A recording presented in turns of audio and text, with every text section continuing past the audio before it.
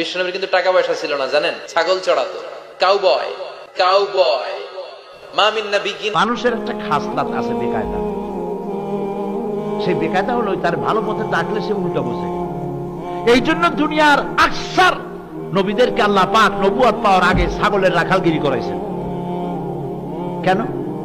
তার কারণ হলো যত প্রাণী আছে পৃথিবীতে ছাগলের মতো বেয়ারা ছাগল আর নাই।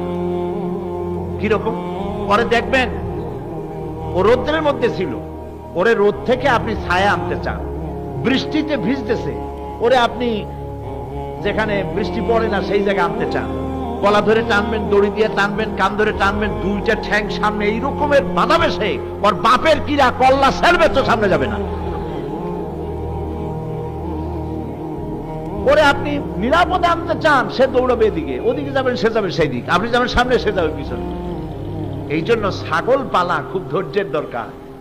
নবীদেরকে নবুয়ত পাওয়ার আগে ছাগলের রাখালগিরি আল্লাহ করাইছেন, কারণ এরপরে তোমাদেরকে রাখাল হতে হবে এমন একটা জাতের যারা এই ছাগলের চাইতে বেকায়দা। তারা কারা? এই মানুষ। ছাগলরে আনতে চাইলে সে শুধু ঠ্যাং দিয়েই ফিরাইছে, কিন্তু মানুষকে আল্লাহর পথে ডাকতে গেলে তারা মারধর করেছে। নবী করিম সাল্লাল্লাহু আলাইহি সাল্লামের মতো এত বড় শ্রেষ্ঠ মানুষকে তারা পাথর মেরেছে, গালি দিয়েছে, মারধর করেছে। এই জন্য হযরত লোকমান বলছেন, ওয়াসবির আলা মা আসাবাক। যখন তোমার উপরে বিপদ আসবে, এই সমস্ত কাজ করতে গেলে মানুষে গালি দেবে, আজে বাজে কথা বলবে, নানান রকমের গালিগালাজ করবে, ইট মারবে, পাথর মারবে, ইত্যাদি করবে। ওয়াসবির আলা মা আসাবাক। এই জন্য তুমি ধৈর্য ধারণ করো। ইন্না যালিকা মিন আজমিল উমুর। আর এই কাজটা হচ্ছে অত্যন্ত সাহসিকতার কাজ। এই কাজ কারা করতে পারে?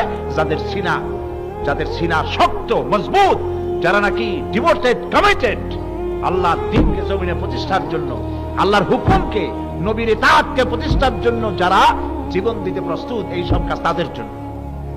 এসব কাজ কাফুরদের জন্য না।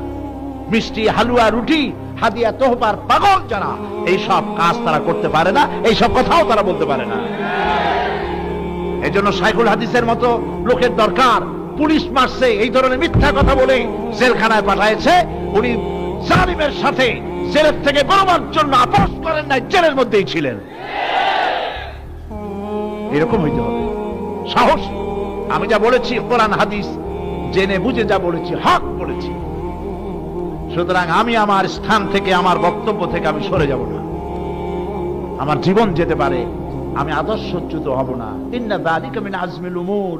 এটাই হচ্ছে সেই বক্তব্য আল্লাহ পাক শিখাই দিলেন।